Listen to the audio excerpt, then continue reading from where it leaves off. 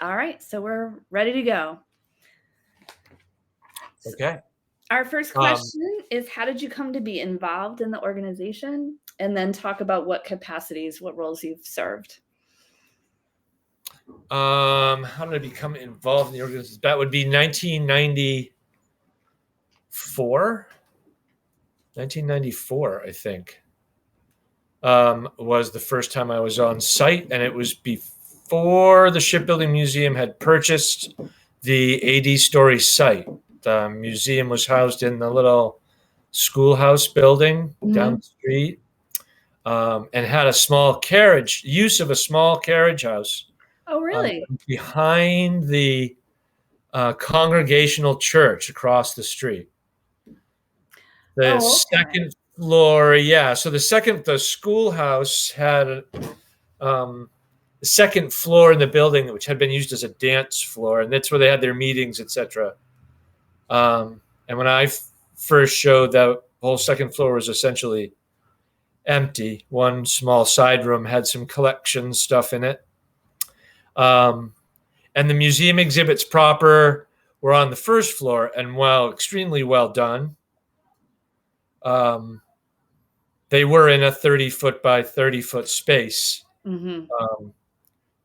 They told a lot of story, and the provenance of the collection was excellent, and the research was superb, and the execution of the dioramas, text, etc., was certainly above and beyond what you'd expect from a little tiny neighborhood historical society, well beyond the stick it on with Scotch tape thing. Very well done. But I showed up with a bunch of mallet heads who were friends of mine, and we just were looking for a space to use on Monday nights to sort of gather together and put together a sharing of skills event. So we had 8 or 9 of us, and we met, and everybody took a night and talked about what their skill set was. Now, was this surrounding shipbuilding skills, or was it more? Oh, it was a mixed bag. It was everything from baking apple pies to sign painting to thread counts to, do you turn the nut or do you turn the bolt? All the way to ran the gamut. Everybody had something in there to say. It was fun. It was a lot of people who weren't used to presenting. And since we were only presenting to each other and everybody had a turn in the bucket, it was a great little format, which grew into a couple of days of like adult seminars, weekend seminars on things like hull design, form, shape, material manipulation, fastening schedules, all the sort of buildy stuff, the adulty buildy stuff words that we did for the museum itself or for the Historical Society itself, which was asked of us, and we used the small carriage house as space for that. We built a steam building jig out there in a box and did a bunch of steam bending. We had a big glass tank built, and a local designer did some tow tank stuff and water line length and wave formation. And then everything just went quiet for a while. We all went back to work. Diana Stockton, who was the then administrator of the Shipbuilding Museum and had orchestrated the acquiring of the Evelina Goulart, a 90-foot schooner that had been brought into town and hauled out of the water and set on town land, which was a Herculean feat. How did they? It wasn't necessarily the physics of hauling the boat, but the politics, the organization, the structure, the just pure gumption that it takes when your annual budget for your organization is $7,000, and the largest object you have, you could, put in a hat box, and what you're trying to accept is a 90-foot wooden schooner that's got to be hauled out of the water and find a place to put it and convince an entire town that you're not out of your mind. Yeah. Really just amazing work. all that was done before my time. I was in Gloucester, sort of watching that from a distance, wondering who the sucker would be that got dragged into dealing with that mess. When uh, Diana did call and said, okay, well, here's the thing. On the heels of their success, and mostly Diana's bravery in securing that project, a single donor had been convinced to give the institution a large sum of money to purchase the A.D. Story shipyard site that was now coming up for sale. Now, we call it the A.D. Story shipyard site. That's a little unfair. It's the Story shipyard site. It was owned last in the Story family. It was owned by Dana Story, and he built here. I don't know why that's skipped over. That doesn't make any sense to me. Either way, hallowed ground in Essex for shipbuilding for sure. So the Story family, I was trying to read, there's one of those little small town history books about the shipyard that I found on Amazon. So it was a purchase. That wasn't clear. It almost sounded like they donated everything, which would be incredibly generous, but but that adds politics. Like the town had to buy. Oh, the town wasn't involved at all. Oh, it wasn't. So this the historical society had just barely survived the political onslaught of acquiring the Goulart. It split the town right down through the center. So Dana Story, who was considered the town historian and a published writer and a historian at the time, was completely against the Goulart coming back to Essex. I mean, he argued against the historical society for accepting that boat. There was a lot of animosity. It was a lot. It was a big deal. Now, what was his objection to the boat coming back? He was a dragger. She wasn't like the grand old crack of the sail canvas racing schooner with famous, gorgeous lines that shipbuilders want to be remembered for. Right. This boat is a dragger.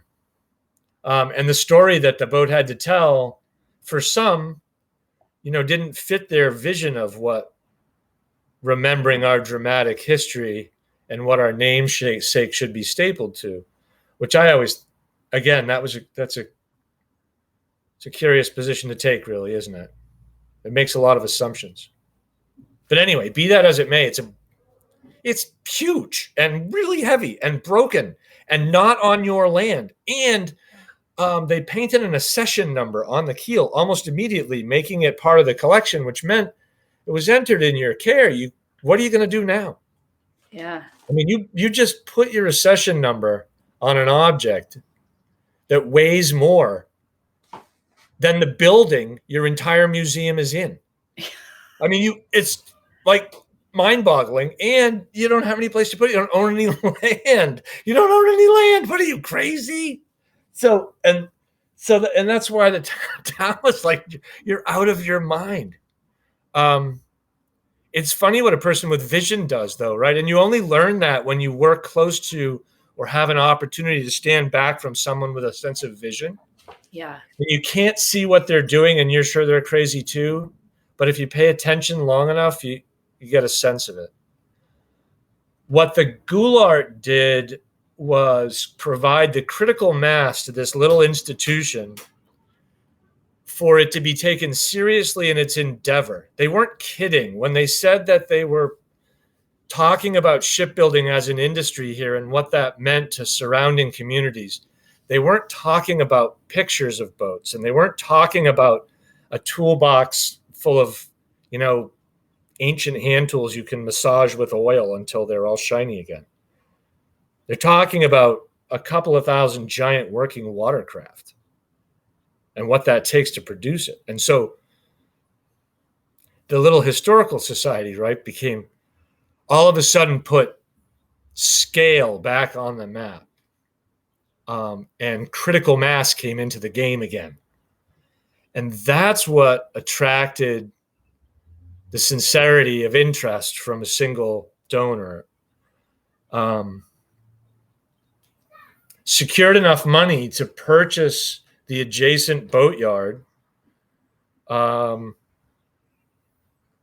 outright. The Historical Society decided that a piece of property without any working capital would kill them. They had no money. I'm Scout's honor, the books were in a paper shopping bag. They were receipts in a paper shopping bag. God loves Charlotte Bankston. She said the treasurer sat there and pulled the receipts out of a paper shopping bag and stapled them together at the end of the year and said, okay, that's how much. That's where they were at. And this is the 1990s. Yes. Yeah. So they had this huge boat and they just bought this piece of waterfront property, and that was the learning curve, right? They were just going straight up. But not fools, right? So of course they only used half their own money, and the other half of the gift was used to start to populate the site. The Goulard itself had to be moved onto what was now the Shipbuilding Museum's property. That's not a little tiny thing. No. There was some major work to do to a couple of buildings on the site, and there was no staff. Like crickets. They didn't have a wrench. I remember that. I remember pulling into this boatyard site, which is like an acre and a half of shipyard site. There's some buildings, but there was not a wrench. There wasn't a screwdriver or a wrench on the property. Nothing. It was fascinating. I was fascinated by that. How does this even, right? What? Yeah. Are you going to do what? Okay. This should be interesting. So that's where I started. And I guess you could call it hired. I wasn't volunteering per se, but it was something like 10 hours a week for $10 an hour or something. I forget what the number was. It was some like number. And everyone was terrified of running cash poor, and nobody wants anybody from Gloucester. Are you kidding? That's horrendous. They're not. Do you still live in Gloucester? Yeah. Yeah. Who would live in Essex? I don't get it. So, it was, it was very much along those lines. And so it was a slow sort of process of moving in. And so what roles have you played over the years since then? You brought the wrench, obviously. I brought a wrench. Yeah. And my background was I'd done a lot of blue water sailing, and I'm a engineer and a mechanical engineer. And I'd spent enough time developing curriculum and content, and done teaching at the high school level. Mm-hmm. And what did you teach? Hmm? What did you teach? Oh, my teaching at that point, let's see, where had I been? I'd been at Landmark School, mm-hmm. And I worked for their watermark program. That's where I cut my teeth in a classroom quote unquote environment, was on their boats. They ran this fabulous program that ran in deep water, in European waters. So it was a high school program on a 120-foot schooner. Yes. That we ran around on. I had a friend who did something like that, but he was in the Pacific. But those programs are incredible. Yeah. Yeah. Another thing that requires vision. Are you involved in the program where they have the middle schoolers come to build boats? Yeah. So that's my baby. That's your thing. Yeah. So it's just one step kind of went after another, but at the time, I mean, I had a couple of kids and the whole thing and a family, and it's an opportunity, but I mean, come on. Oh, yeah.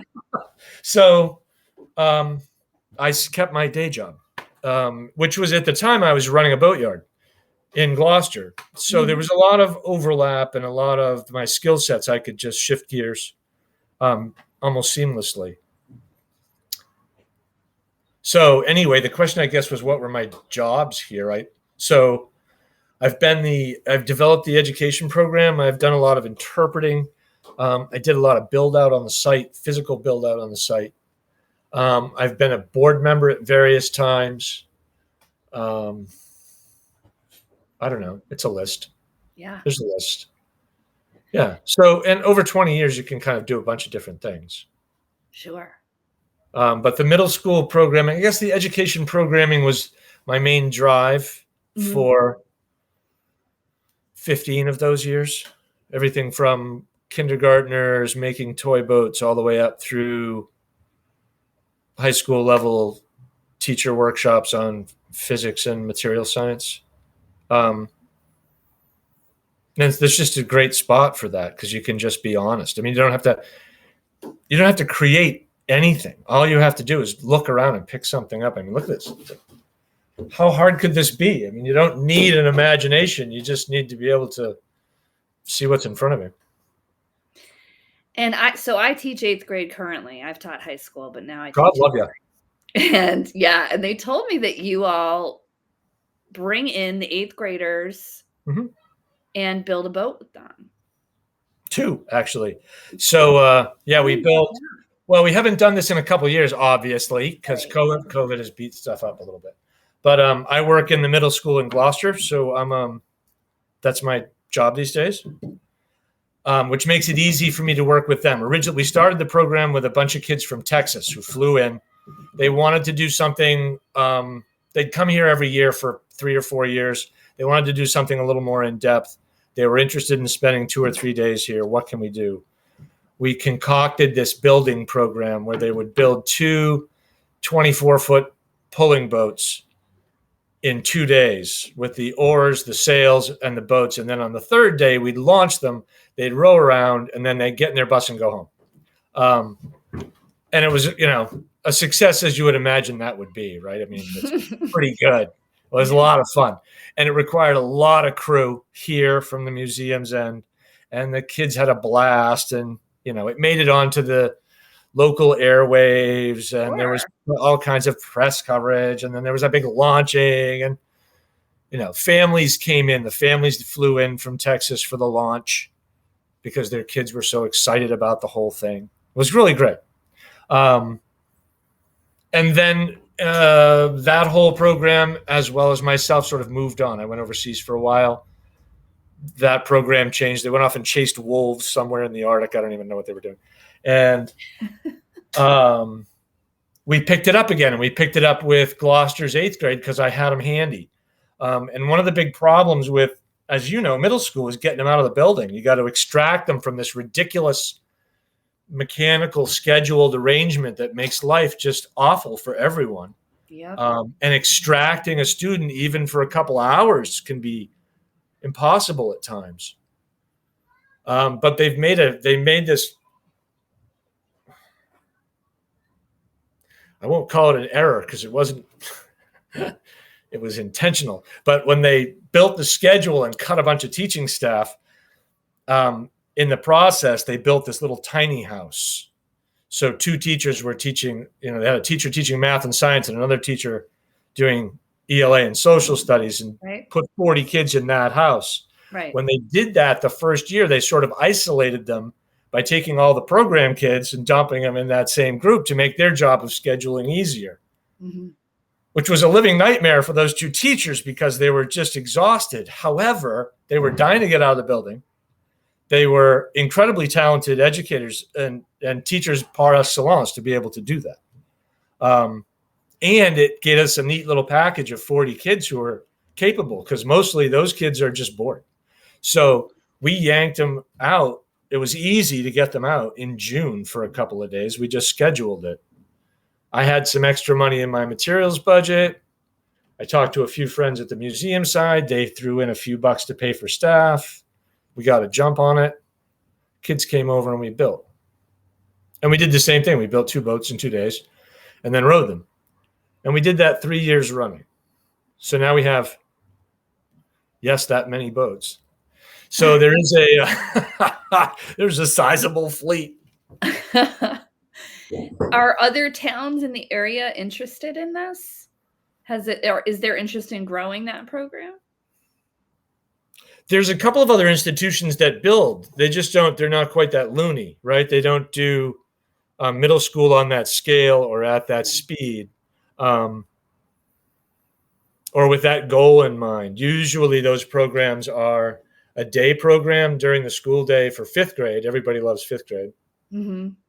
Or they're a user program. Lowell's has a great river program where they do math on the river and rowing. Mm-hmm. Or they're an after-school program with 5 or 6 kids. Right.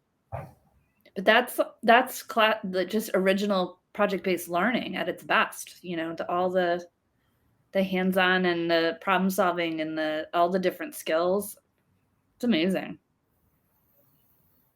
Getting 8th graders to do that. That's amazing. Well, it looks like that, right? It looks like it's 8th graders doing it. So it's, you can really only appreciate the finer points of the day if you're a middle school teacher.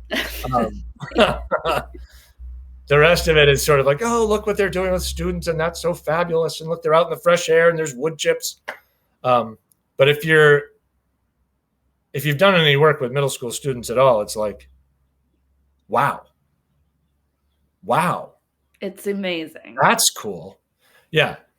And that's on the heels of a program we run. Another one that I started here was this, we called it the Breeze Machines, and we did it for Essex 8th grade. And they were looking for something to do. And there was an 8th grade teacher there who was a fabulous cat. He was very trusting, which is, that's really helpful. Yeah. We built 3-wheeled chassis that would carry 3 students.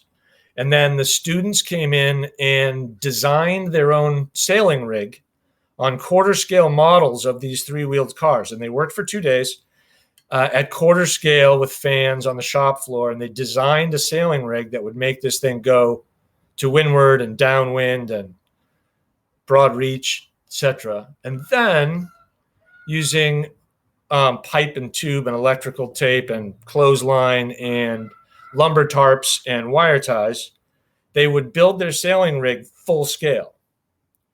And then we loaded them onto these full scale chassis, took them to a local parking lot, and raced them in the wind. Oh, fun.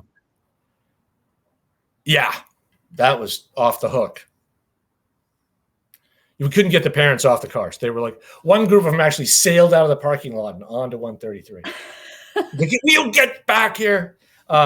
So I think we did that. We ran that program once or twice here and then moved on to some other lunacy. But that program now lives at Gloucester Middle School, and we have a fleet of 10 of those chassis. So the whole 8th grade is involved. So there's a couple hundred kids.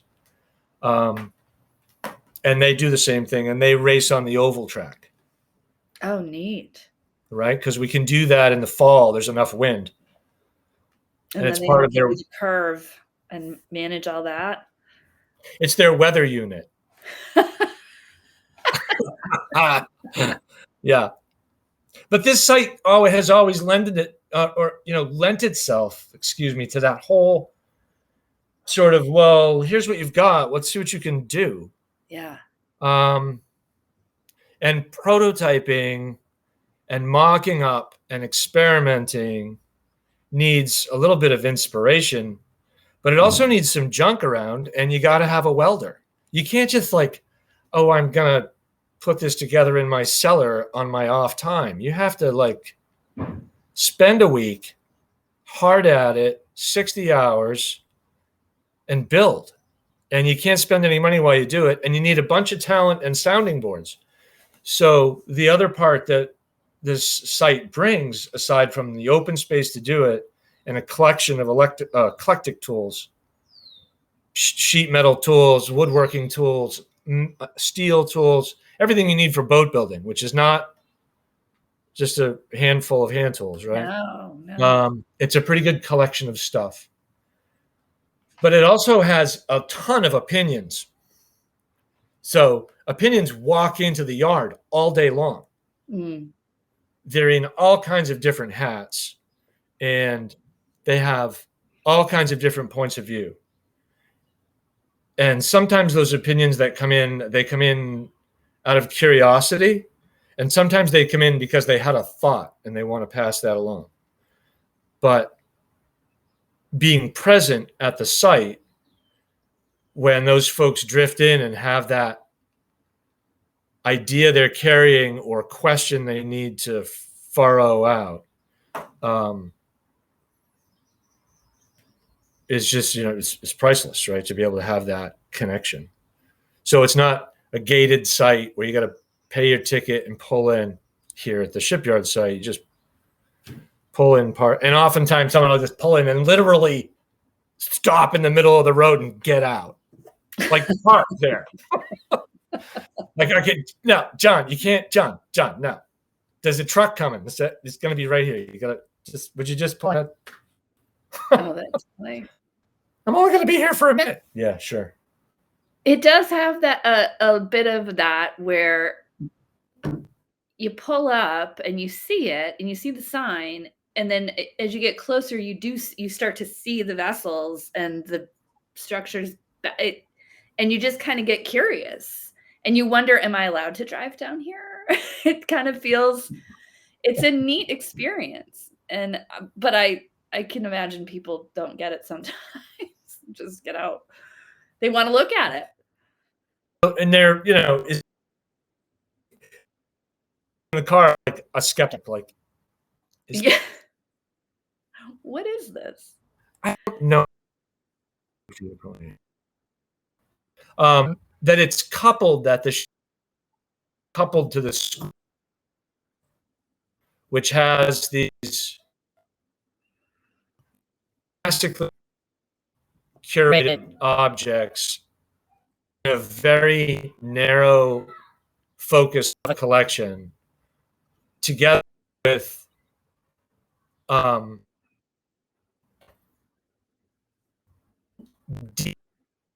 also particular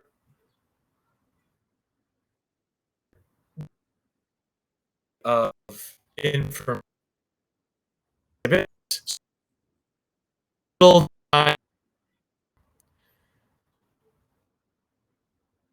information, is conveyed in a lovely form where it's focused but forward, but it's clearly as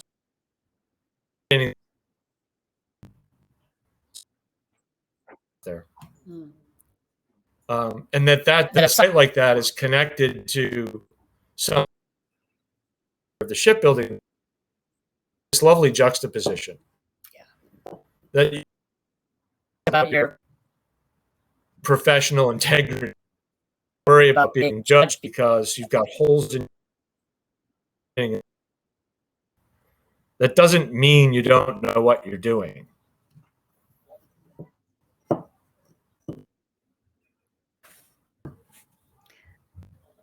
I think we had a little lag there. Can you hear me?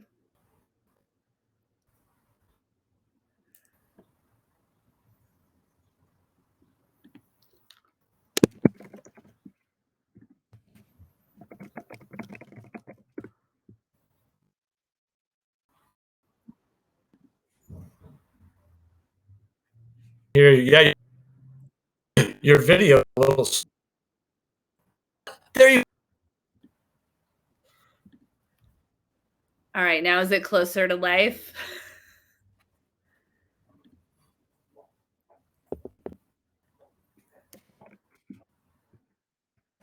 Video lag.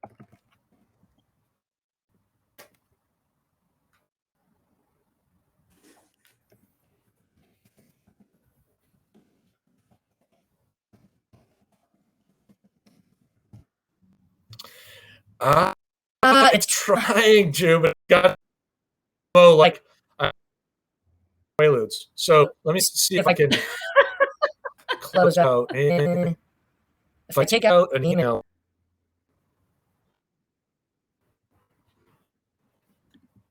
there you go. I have to be kind of careful because I just closed a bunch of tabs as well.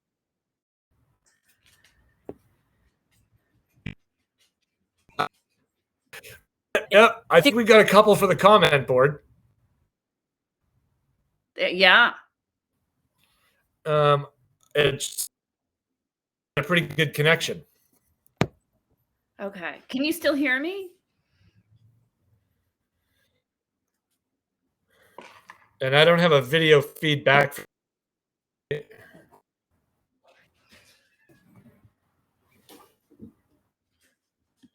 Are you able to hear me?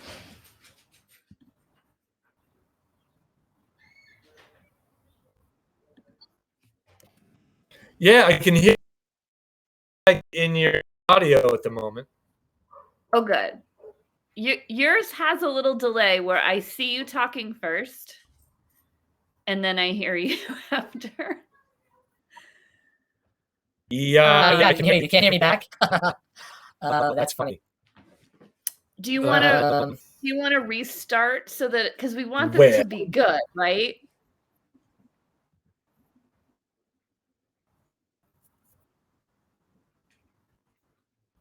Oh, that's great. So if I do this, and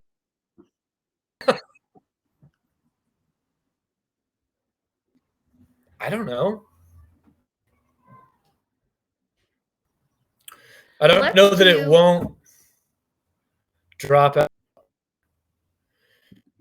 Yeah. I don't know. I've got plenty of signal. I'm telling you, you're good. My internet connection's good. Should I try hitting reconnect and see what that really means to these people? If that might, You do keep cutting out. All right. I'm going to hit reconnect, and if we get disconnected, I'll text you in a sec. Signal.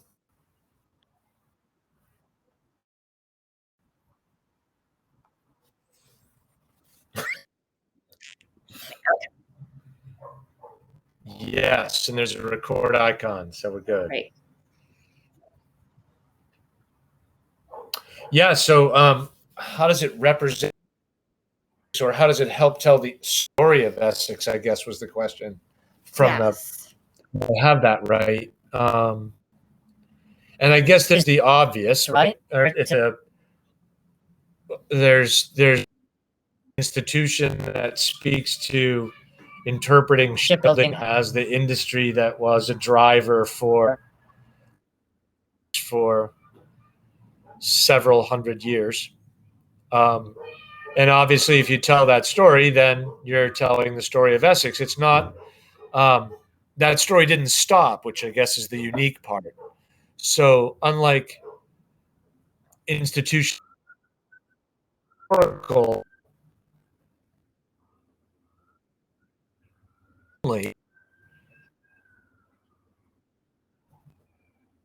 say the shoe industry,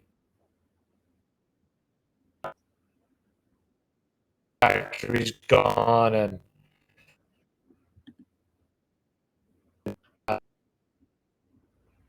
the building industry is still going on, and it's not just like we're not just downgrading it to a little boat story and saying because we build small boats with eighth graders, we're still shipbuilding. That's purely ancillary. It happens just across the creek, not yet. I mean, I on the rock from where I am. Heavy construction, traditionally fastened boats are being built and maintained right here, right now. It's not over. It's not done. It's not. Right? That the Shipbuilding Museum interprets the history of it. So how we are history today and what that does to carry things forward. Event. I kind of think of it like that you can interpret it as in the tool. There's this thing called a very common tool to use, sort of the high end of the chain of adzes.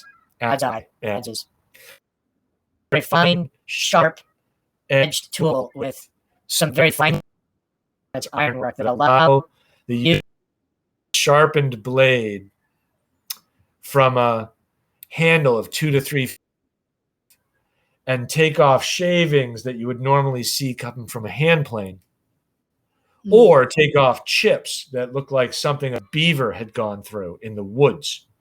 So that you can use this tool. A deft user of an ads can really sculpt with this tool, right? And it's been around for a long time. So people think of that as historic shipbuilding, and that's right. That's true. But then there's this thing called a power plane. It's on the end of a cord. Makita made them. And they came out with the first ones you couldn't ruin right off the bat. And it's this handheld tool that spins a blade, small table, and you can hold this thing with one hand and run it against lumber. It's loud, it's aggressive, but you can set it deep or shallow and take a tremendous amount of stock. I mean, whack, whack, whack, whack, whack, whack, fast. If you don't have both of these tools, the ads and the power plane, handy, and you aren't good with the pair of them, then you can't do historic traditional boat construction living these days. You got to know when to pick up the ads because it is the most efficient, cleanest, most accurate tool, and when to put that down and pick up the power plane because you got to get this job done, like right now. Enough with the history thing. Get to work, buddy. And so that's what shipbuilding looks like here now, is this fabulous sort of amalgamation of epoxy and bolts, pine, locust, grandfather's hand tools, the latest in cordless technology, all together, right? All getting this job done, which is not any different than it ever looked, I don't think. I think technology was always embraced. It just happens to be something else. Another different driver moves on, right? Larger forces at work tend to change things like remove shoe factories, not the makers of shoes and not the technology. That's not what closes a shoe factory. Is there consensus on that in the Essex community? Are there people who are more like Luddites about the power tools, or is there more of a general sort of approach or understanding? So, in other words, would there be this, does Essex somehow harbor this clarity of thought as a community? No, it doesn't. But I can tell you that it's here. I can tell you that it's here. And I think, and it goes both ways too, right? You have the Luddite, of course, but then you also have the person who's, just absolutely has to move on. What are you, out of your mind? That's old technology. We've moved on from there. That's silly. And sure, that's what I was, I guess, speaking to earlier, is there's all these opinions that drive into the yard all day long. But that's what richens the, right? You have to have that. I mean, I'm not saying I'm right. Right. Oh yeah. I was just saying that's what it looks like from here. Mm-hmm. And what was the other corollary? There was a corollary, I thought, to that question about the. I think I'm on a lag again. I can hear you. So the questions were, how is the museum important in understanding Essex, and how can it serve as a resource? And I would kind of say, how does it fit in to town? Because this is the Smithsonian side of this is about rural America, and Essex is considered a rural town. It's a resource. How does it fit in your experience? How does it fit in? On the one hand, it fits in seamlessly, and then on the other, the incongruity is just blatant between the museum, which it's commonly called. I have to say that. Most people in town who, in conversation, when this comes up in conversation, whether it be an event that's happening at the site or an initiative that's going forward or a condition or some sort of change, we are affectionately referred to as the museum, which is telling. It's not called by name. There aren't 6 of them in town. This is the museum. And so I think the institution has come to grow into that naming a little bit, and there's a certain reverence that goes with that, or a certain like respect for position. What's the museum up to now? Oh my gosh. Remember that whole thing with the Goulart? What are they doing? Recently, for example, the museum stepped forward to preserve an 18th century hay barn that had survived because it had been converted into a home back in the 60s by a quite famous architect. And she, in her own right, had moved on to an interesting career. But the barn had survived intact.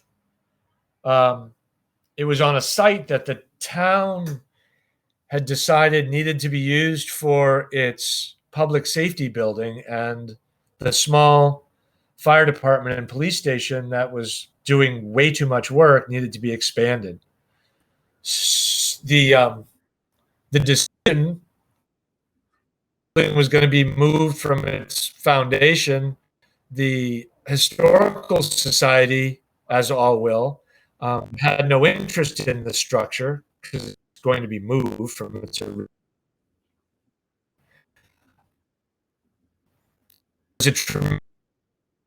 preservation. To remove the house elements and get to the barn part seemed daunting. There was a time schedule of only a couple of months to get this work done, and the building had been given under contract to the contractor. So any and all objects on the property had become the property of the contractor, and so the structure was up for demolition, and the owner of the company called. The call said, I really don't want to drive this front loader through this barn. It's intact. All of us went to take a look. Sure enough, oh my God, look at this. Holy love of Mike. Somebody had boraxed it. And not only that, they'd built an outside skin. The original sheathing was still on the barn. Roof sheathing from 1780 was still on the barn. It's still, the whole thing was there. Very little powder post damage. So there was a big push, and that museum. Oh, now what's the museum doing? They're going to get away again. I know it. We were given the time to their construction. They would not give the contractor any more time for complete.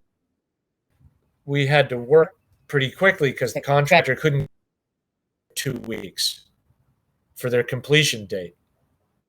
It was December 1st. We would have to have it by January, I think 19th or something. And it was still wrapped in a house.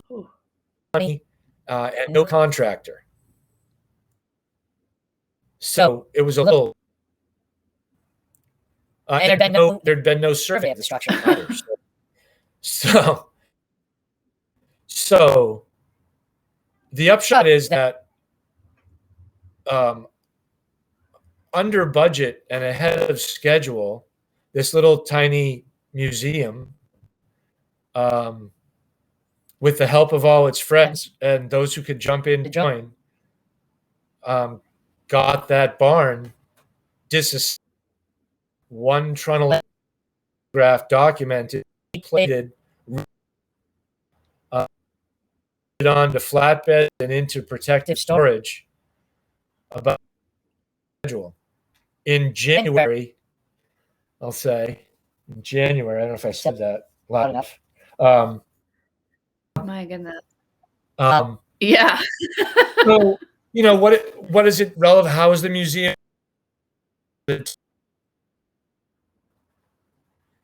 Whether or not you like barns or whether or not you think objects should be preserved, that this institution can kind to bear in an instant, together with resources, right? I mean, people gave money. They gave $100 here and $100 there, but grand in 2 weeks. And professionals came forward from the neighborhood, their trucks and equipment and cranes, giant cranes, right? And the object is preserved. So there you go. Where is it now? All the elements are now on site at the shipyard site, and it's housed inside a temporary building we'll be taking down in the next month. We built a 20 by 50 lickety-split pine shelter to do all the assessment work on the elements here on site, while we did whether or not the building can be re-upped here or needs to find a life elsewhere. That takes a little bit of time. That's a little bit of work to make decisions about. This just happened. What you're describing has just happened in the past year. Wow. Yep. There was some contentious stuff. Oh my gosh. There were those on the board of selectmen this process and threw out railroad ties in front of us as fast as they possibly could to stop this process. There were, I'm sure, I mean, again, as I said, I wasn't here for the Goulart effort when they hauled that out of the water and got it onto the land. Contentious atmosphere. But I can tell you that I have a sense when you have elements of any community that are vehemently, adamantly opposed to a direction or a project you're undertaking, you have to be careful about what you have to make sure that you're not doing something to cause injury or harm in their direction. Both, either whether it's a financial burden or the image or the sense of a financial burden, or something that may actually obstruct the future, something they see as that will be detrimental to their children's interpretation of what they think Essex is. And people are passionate about these things. It's their town, damn it. So the arguments are important, but exhausting. If that makes sense. Do you think that in the balance of money versus preservation, does preservation win in Essex? Well, that depends on what you're preserving. Right. And it also depends on who you're talking to. We all of us have different opinions about what's important in our garage, don't we?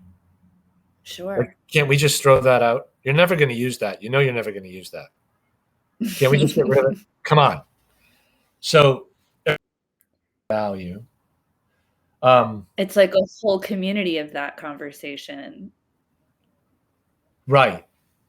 Yes. I don't think that's unique, right? Because it's a museum, for the love of Pete. Having a clear mission and a clear collection policy about provenance helps a lot. Was it used in Essex? Is it a tool that interprets Essex? And was it used here? And do you have provenance? Done. We emptied a barn maybe 10 years ago. Oh, more now. I'm sorry. I'll say 10 just because I can. a 30 by 30 barn, first standard hay barn, the kind of thing you would see outside a home for subsistence farming, right? 2-story Sure. hay loft, cow barn. The first floor was completely filled to the gills with tools and equipment for farming, family life, homemade lawn furniture, homemade sleds for the kids, a toboggan from 1810 that was made out of old wagon parts, etc. A dream come true for an archaeologist. This period, labels, cans, containers, tape, string, bits, parts, historic tools, a hand-cranked lathe for making windlass parts, which was ancillary to the shipbuilding industry, sharpening implements, the tools for cutting your own felling saws for timber work and logging. Just amazing stuff in this barn. You know what there wasn't?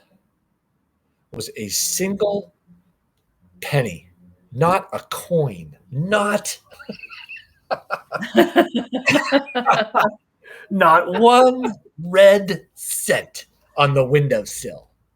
Zip. So yeah, is there an understanding of the value of Yeah. Yep. Interesting.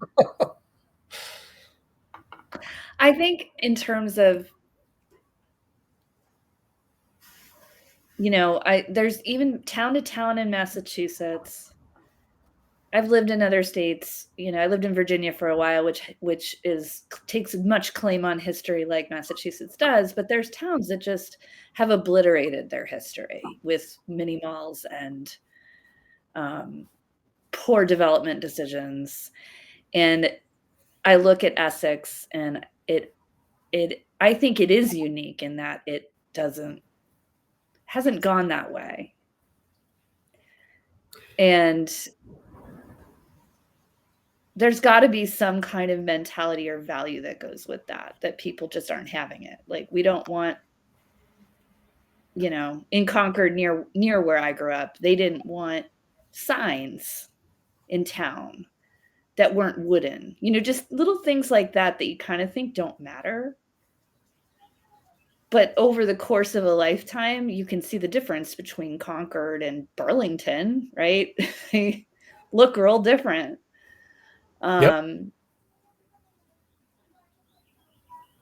Is there pressure in Essex in the other direction?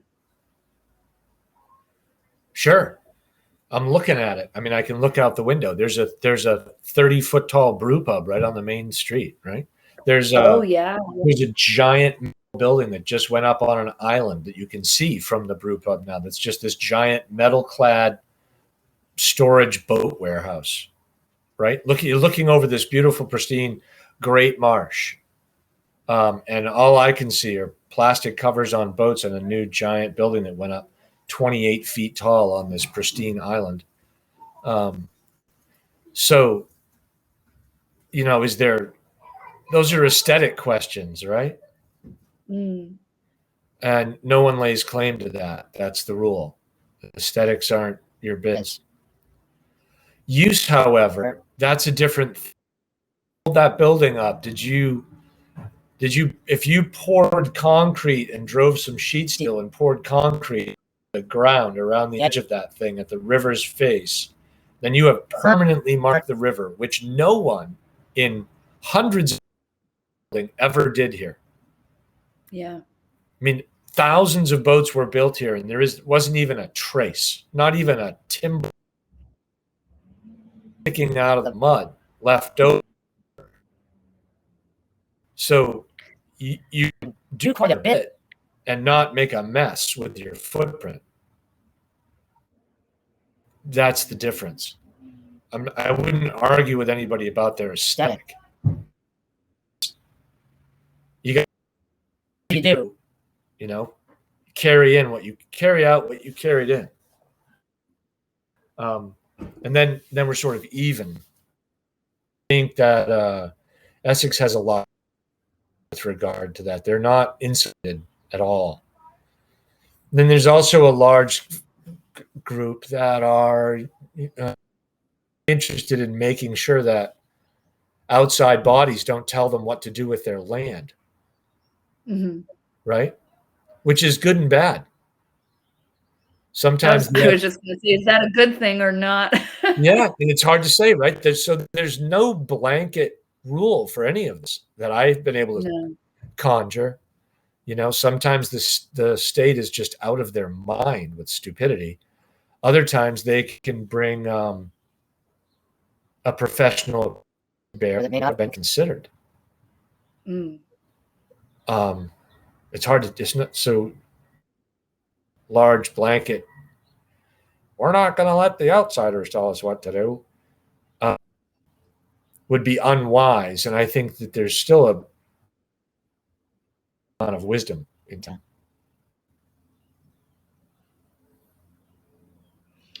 So interesting. And it's all right there. I mean, what you just visually described, you can see that building that you were talking about from the museum. It's right there. It's right What was there before? Nothing. Nothing was there. Well, not nothing. That's not true. So the one that you can see both the brew pub and this giant storage building. The giant storage building has increased in footprint by 300%, and increased in height by 200%. So 100 times bigger than it was. So I can't say nothing was there. It was just a shed before. Now it's been enlarged.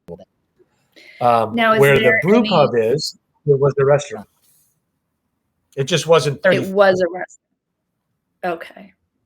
When these things happen, is there, is there public comment at town meeting? Is there that kind of dialogue, or? For some of it, there certainly is, and there's lots of avenues there that allow to move forward.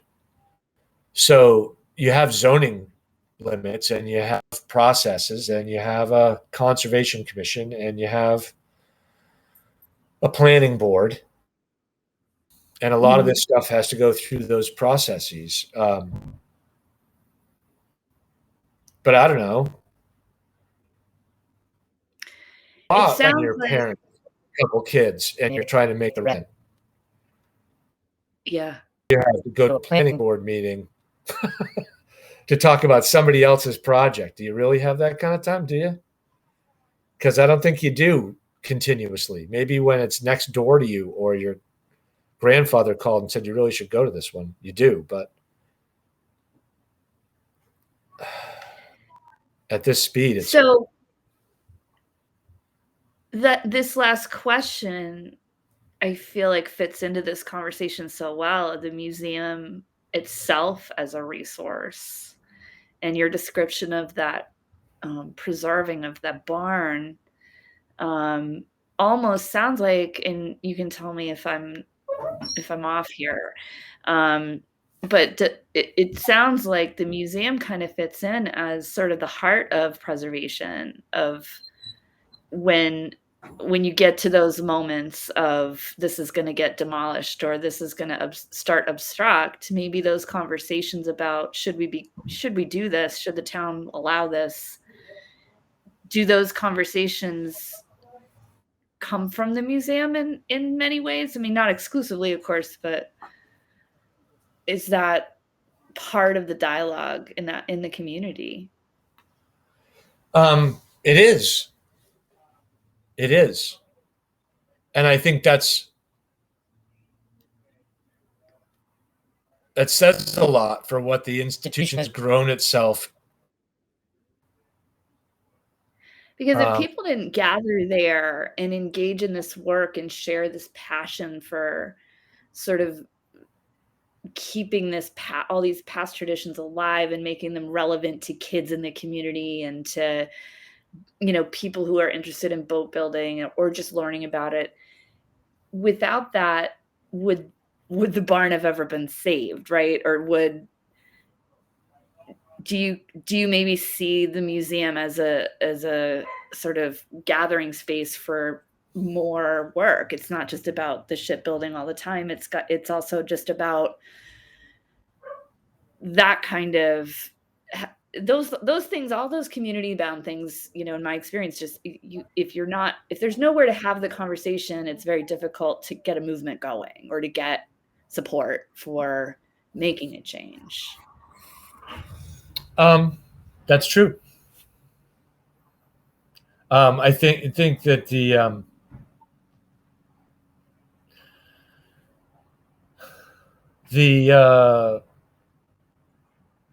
the character of an institution is paramount to the work it does for its community. So, in other words, if the character of the institution is cranky, then sometimes it can present a problem of approachability. If the institution is hungry, growing at speed, then it can be standoffish in a way that the community might not want to feed the beast. If the character of the institution is then it can seem somewhat pointless to engage with the institution on an ask that you might come forward with. Right? So how is it that this little institution, this historical society and shipbuilding museum, maintains a character that allows it to engage community so well represents? Is that work that one? So is that a process that one thinks?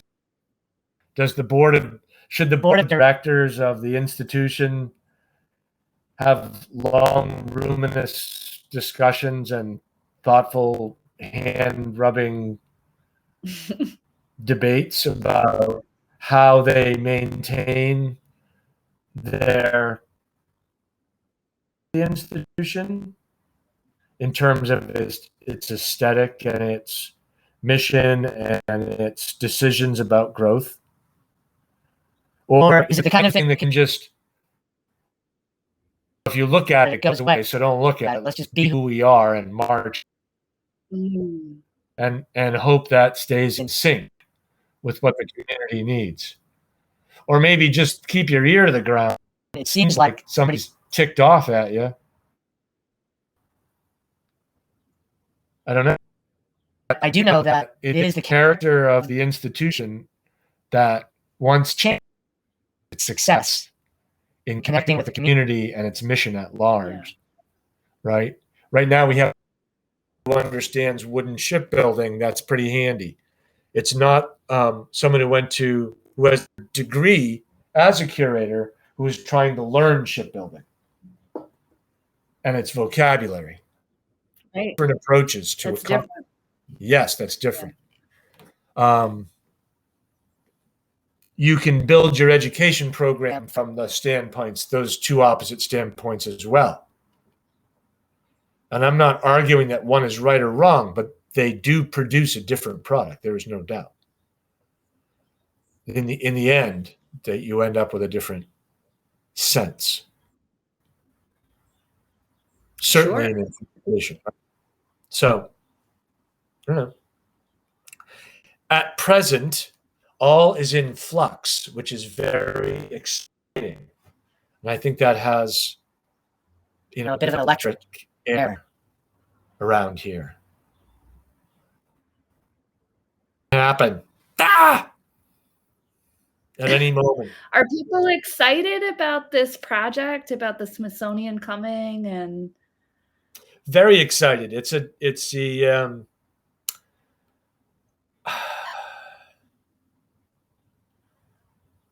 It's the kind of thing you can see on the horizon if you look for it. But a lot of folks might not expect the impact it's going to bring. I think it can be exciting for a lot of reasons. One of the reasons is that it's fun that the Historical Society and Shipbuilding Museum is not exhibiting this piece. It's in the town hall. Right? Yeah, I think that's neat too. Yeah, it's very cool. So there's lots of exciting. Yeah. And it's an exciting time for the Shipbuilding Museum too, to have this come forward, draw attention, talk about larger issues, and think about how this place can grow so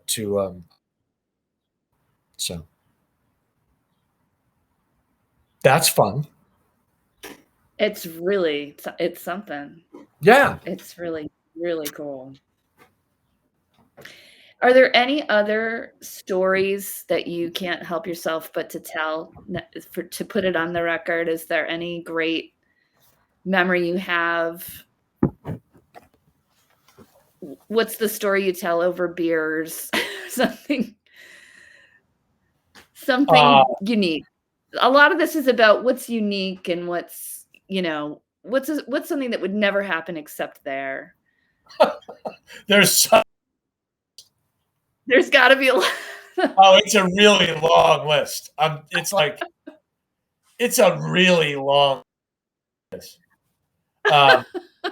Everything from 11th generation shipbuilders back of the Hesperus from inside a completely flooded test tank to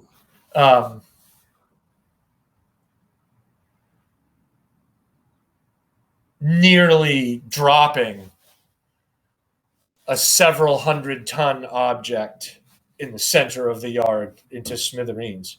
There's a list of those. I can't even. I get part, and it does take. If you were going to do it over a couple of beers, it would take a couple of beers to just sort of get the list rolling a little bit, and then there would just be one after another, after another, after another, after another, after another. It's just I can't even attempt to bring out one, and it's like it went on for years. That's wonderful. The drag and drag event, where you had a whole bunch of shipbuilders dressed in drag having a tug of war competition with block and tackle, dragging objects around the yard in slingback shoes and chiffon dresses. Amazing. To the first launch of a Burnham-designed, Essex-built 70-foot sawn frame construction fishing schooner in 60 years. Hits the water. Kablammy. There you go. Not dead. Ta-da. I can't. There is no real narrowing it down to the one event that I can think of. But even just that, I come from a long line of Irish storytellers, and when you can't pick one, it speaks to the fabric of it is so just beautifully thick and fun and warm. That's community. That's what we're trying to get to the heart of. If there wasn't community, there wouldn't be the stories, right? I think one of the ways to get at that through this medium, right, of storytelling, is to have like me, Black on, is to have 2 or 3 people together at the same time answering that same question you just asked. That allows them to really feed off of each other and really stir the pot with argument. And that's just spectacular. Right. Because there's the different versions of how it really happened. Yeah, he and was none really of them are the truth. Of course not. I love it. Yeah. So, Well, I've kept you for an hour and 10 minutes. So I will say that this has been really such a great first shot for me. You're a wonderful storyteller. This is going to be really fun to work. no, but thank you for your time and all that. Oh, thank you. This is really fun. And if you don't mind, I will reach out to you, of course, with the transcript, and you can kind of check out what I type up, and I'll keep in touch with that type of thing. But also just as an educator, networking, and if you don't mind, I might reach out about some questions about that program that you've created, because I think it's incredible. Yeah, no, we're happy to do that. We have a superintendent who was my principal until last year, and he is very interested in programs like that. He really wants our system to go in that direction, which is very hard to steer. And so I'm very curious about, I don't know, just asking more questions about that. So I will reach out. Yeah, we're more than happy to do that, and we've clawed our way for 10 or 12 years at the middle school in Gloucester and gotten ourselves into a situation where we've built a resource, right, and are figuring that go. And it's, so now we have a science center. Wonderful. And and we don't have anything figured out, and it is a mess of trying to make it run, and it is a train wreck of organizing schedules and working with all the different grade levels and teachers and disciplines in that same space. And it's not pretty, but it's no, but it's but it's engaging and it's fun, and it is in a developmental stage. So it's to see it, talk about. If you have time,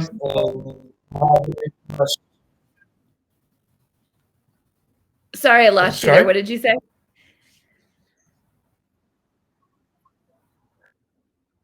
If you have time and interest and you want to off or come see what we're up to, or I can walk you around with the camera or whatever. That'd be great.